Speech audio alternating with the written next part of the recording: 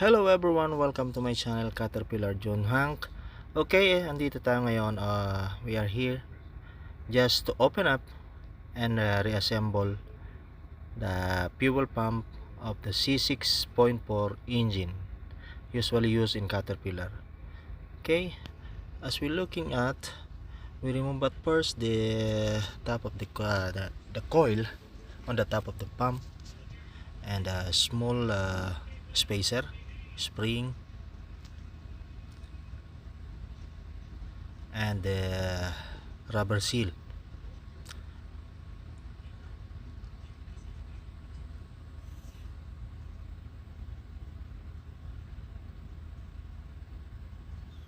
Well, also remove the timing lock.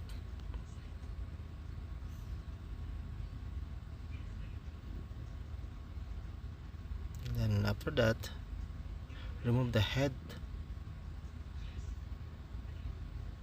of the pump where the high pressure is come out.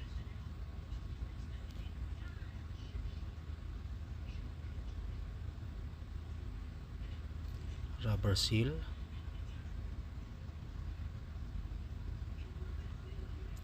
And the removal of the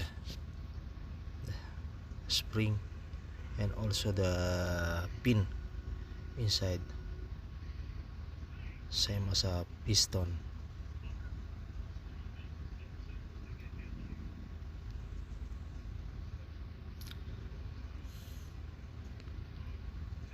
Well, if you are going to review about this and analyze, well, we remove also the ring inside of the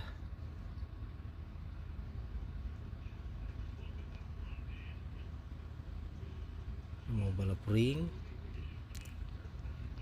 and the next and the flange. Okay, and then after that, the next was in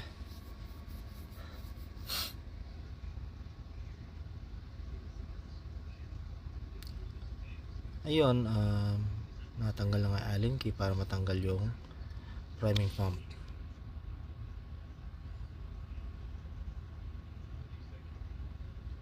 To complete the dismantle of this high pressure fuel pump.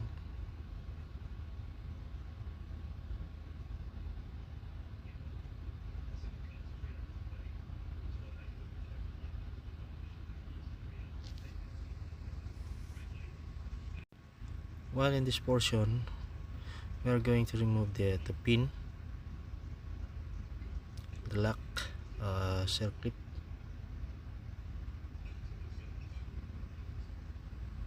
okay, and removal the gear. There is also a small pin inside to lock the gear to rotate directly through the together with the shaft. And the next is the removal of block of the priming pump.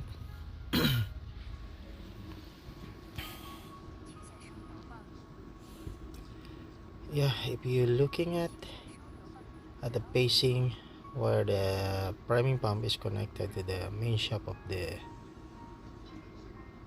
fuel pump,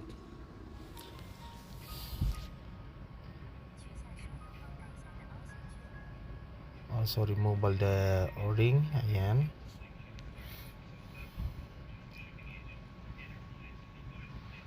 and the next is the ring gear.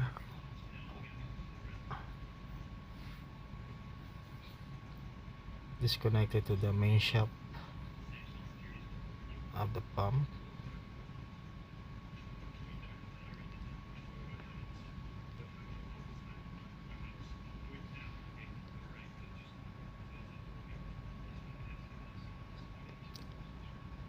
Now we can remove the gear, and also that gear is also the place where the timing sensor is reading.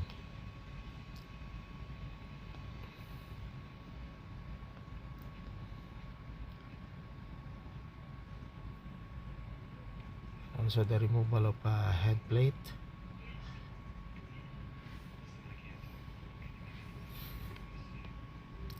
Ayan, panoorin na lang natin. Hindi na ako magsasalita, and para makita natin kung paano siya i-remove, at least para sa mga makakapanood magkaroon ng idea kung paano ba i-disassemble, and also to replace yung mga piyesa na dapat palitan. Tulad yan, gumamit ng puller para matanggal yung main shaft.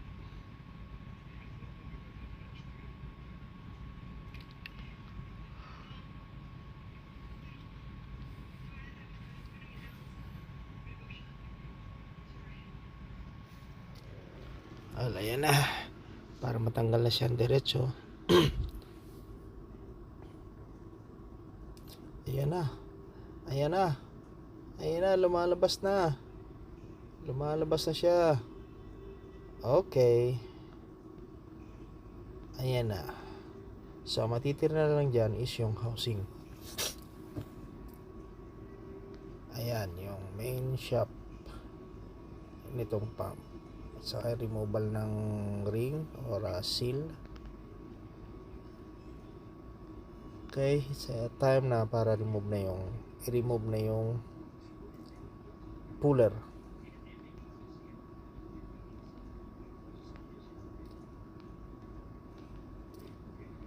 Kailangan nito, or pwede rin namang manually removal of the shaft, but you should have to be careful do not damage the groove where the seal is attached. Ayan na ang kabuuan ng housing, pump housing. Okay, and the next, cleaning and replacement of the parts, replacement of the ring. Ito pa pala, bali magpapalit pa dyan ng bearing at saka yung oil seal, removal ng oil seal, para makita nyo kung paano tatanggalin yung oil seal. Lagay lang sa bench, vice bench. Okay,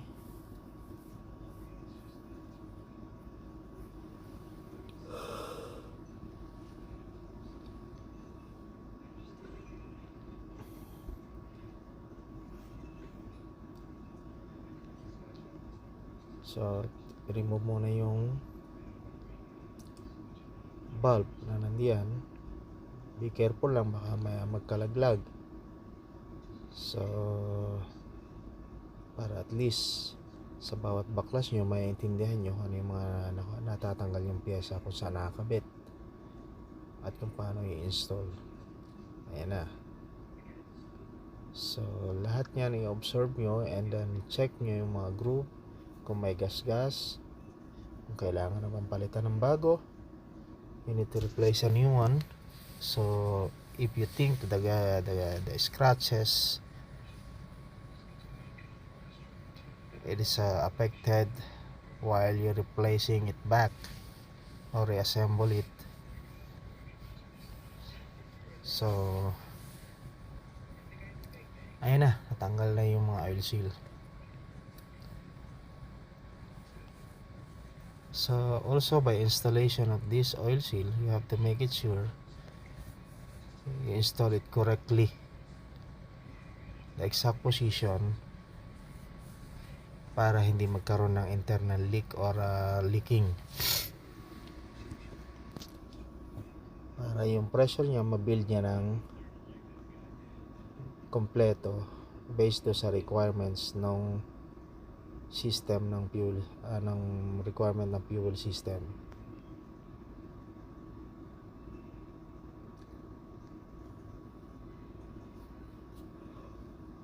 Okay, tanggal na yung bearing at saka yung gear.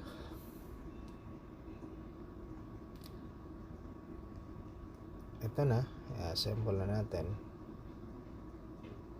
So nalinis na rin yan.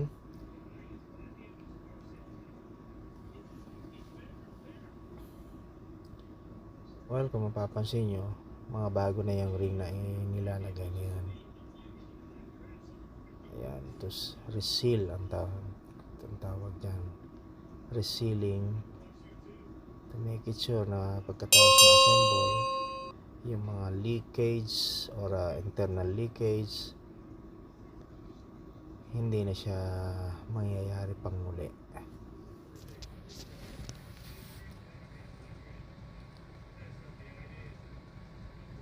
Ayan, gumamit uli ng puller diyan. Yan, special puller yan. Pwede rin na ma-fabricate yan pa machine shop para magkaroon kayo ng sariling puller, o pwede rin kayo gumawa ng mga simpleng fabrication para sa puller. Kaya kung gagamitin yung commercial o personal, at least meron kayong do you own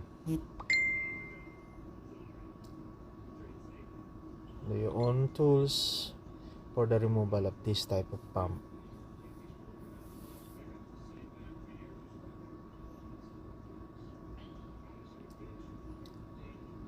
Ayan na. Okay, ipupula yung para may attach nito sa housing.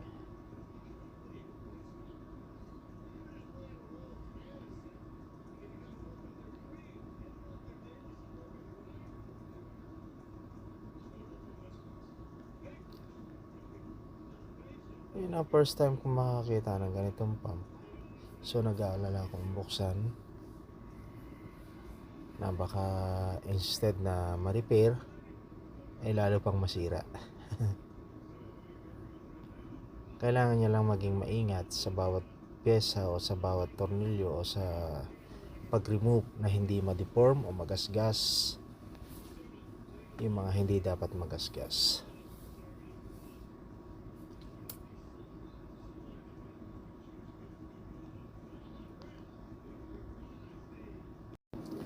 So yun na nga, itatight na for final.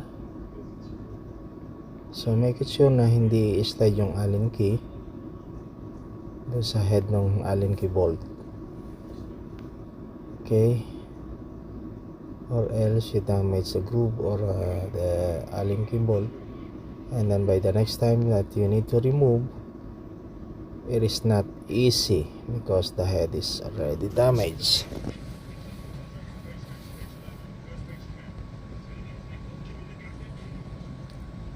Okay, ayan, basta sundan nyo lang or follow this idea on how to assemble after the reassembling, after the dismantle, disassemble.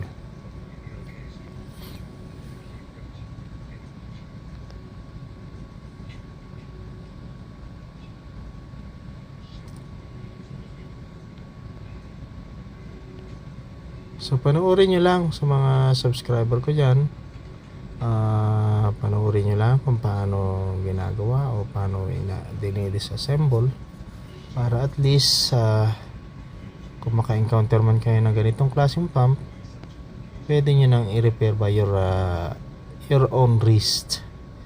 Okay,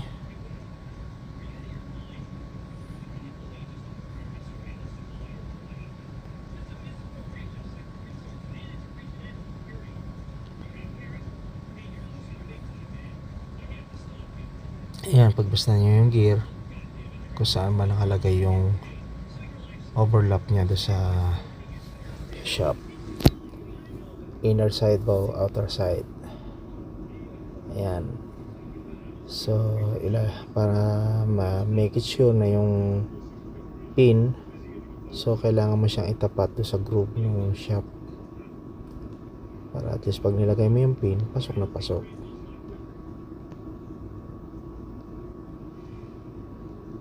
And then next is a circlip. Ayan, para to make it sure na yung gear is hindi siya lalabas or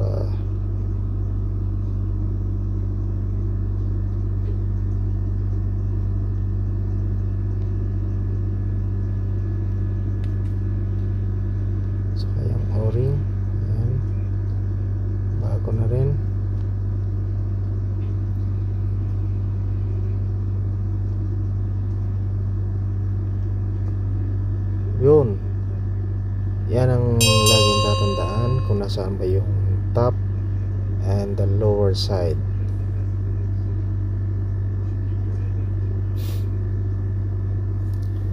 Para hindi malito, put marker or marking or punch para sa position. Ayan, to replace ano natin ito, galit na yung bulb.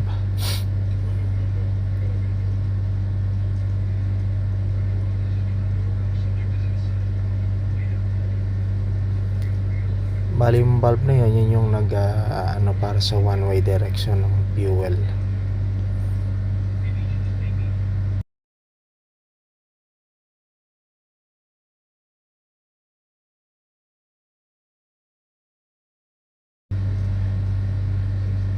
Replacing a new o-ring. Careful nga pala kayo sa paglalagay ng ring na yan, kasi nga kailangan yan talaga pag nailagay mo yung pin or yung high pressure pin, hindi siya sasabit sa o-ring or pwedeng masira yung ring o-ring sa loob.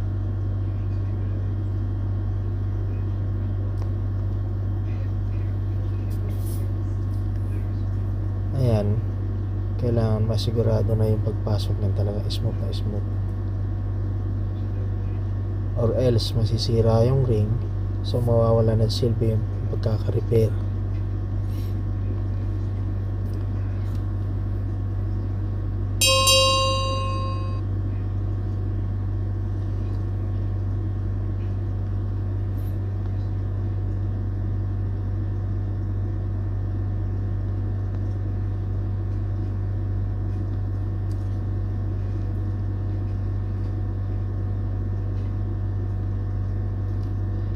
Okay. Stopper pin or guide.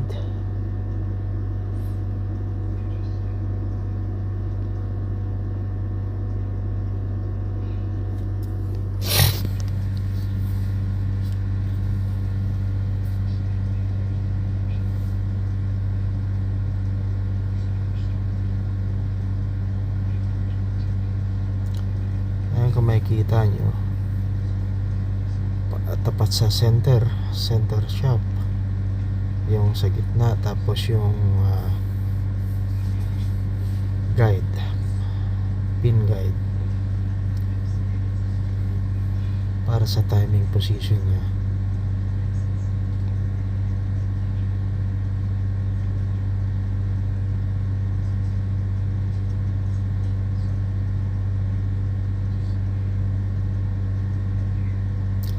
In-slow ko siya para at least masusundan habang ginagawa.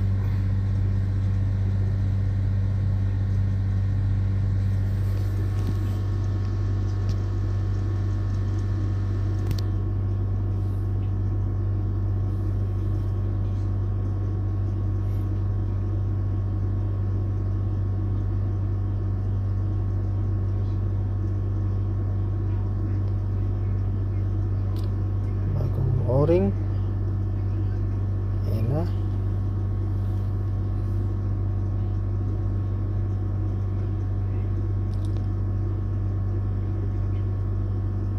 O diba, parang napakadali lang, pero medyo masela na tong trabaho na to kasi high pressure ang trabaho nito. Pagka nagkaroon ng problema sa ano niya, sa internal, o nagkaroon ng internal leak, so po pwedeng maging walang silbi or unuseful yung pagkaka-repair.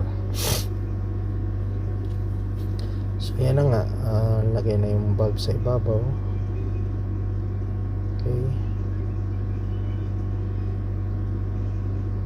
yan nga pala yung ano, para siyang ano, yung sa ano, yung cylinder head, yung bulb na nag-o-open and close pagpasok, pag pump nung ano, high pressure, siya yung mag-hold.